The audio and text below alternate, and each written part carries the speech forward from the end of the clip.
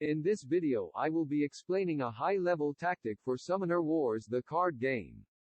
Disclaimer: this is a high-level tactic and will not be easy to understand for beginners.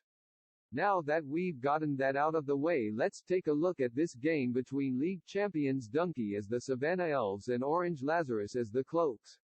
These are two high-level players. On his first turn you see Donkey discard Chant of Entangling. He discards Chant of Entangling, but his opponent does not realize he discarded Chant of Entangling.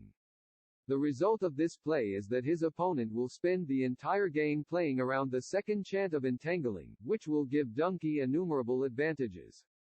This tactic may be hard to understand because beginners think you are losing something by discarding Chant of Entangling, but in fact the value you gain from your opponent squirming in fear of Chant of Entangling is far greater than that you lose.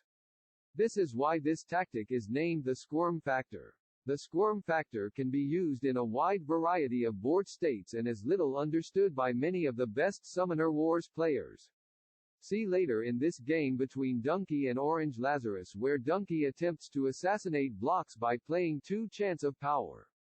This is a critical misplay, and causes him to lose the game. Though he had a chance of winning the game, the value he could have gotten by utilizing the Squirm factor could have guaranteed his victory. While both Chant of Powers gave him value by rolling 7 extra dice this turn, he actually would have gotten far more value by utilizing the Squirm factor. If he had simply discarded both Chants of Power instead of playing them, the opponent would have had to play around Chant of Power the entire game and Donkey would have won. See how even the best players underutilize this tactic.